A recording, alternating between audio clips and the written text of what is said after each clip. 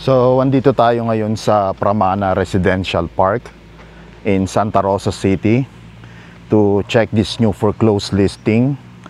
Malapit lang to sa Paseo de Santa Rosa and sa New Valley. So, I will just flash the details of the property on this video. Paki-check na lang po. So, let's go and check this out. So, this is the property. 2 lots po siya across the basketball court.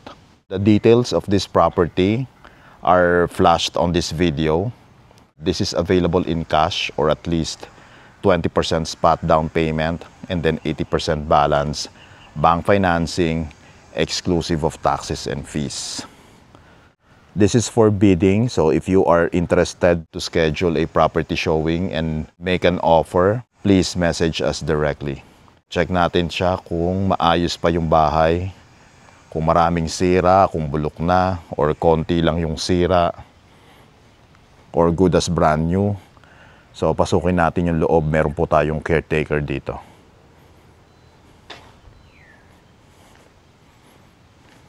So, ito yung isang lote niya. Ginawang parking. And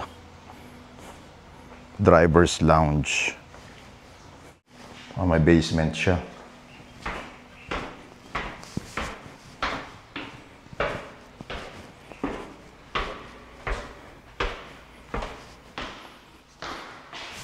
Meron siyang basement area.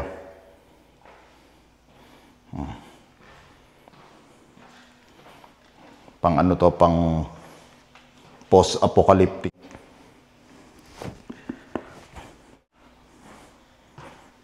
Basement.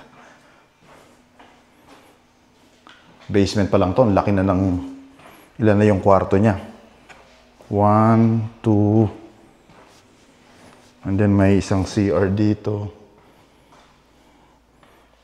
Living area.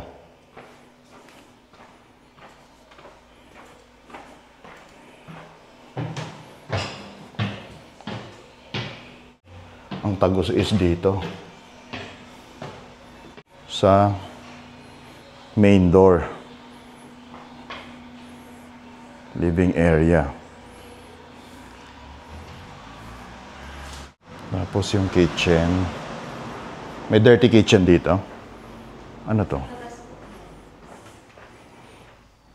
Ah, may storage. Dirty kitchen.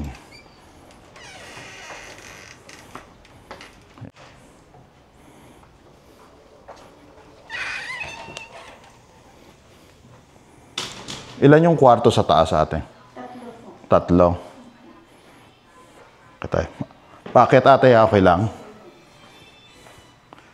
So, ayun yung basement. Ayan. Papunta dun sa ano, kabila. And then, ilang floor siya ate? 3? Or 2 lang? 2 lang.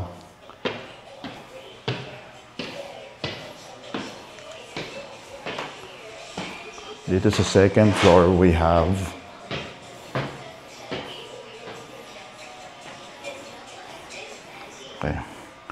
common bathroom.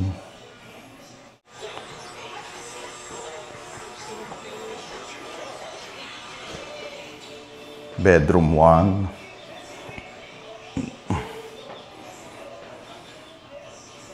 Oh, ito bathroom, hindi natapos.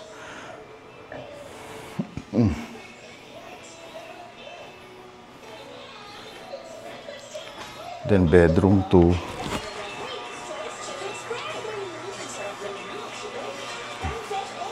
Caretaker tayo. So ito yung pinaka-masters niya. Or primary room with balcony.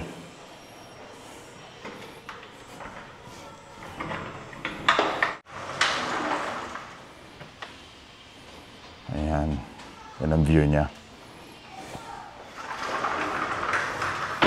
Kaso parang hindi tinapos yung bathroom niya. Ayan.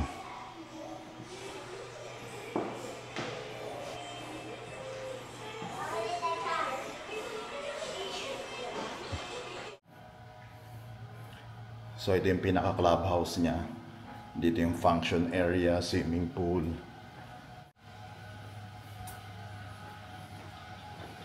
Parks and playground. Dito lahat. So ayan yung swimming pool.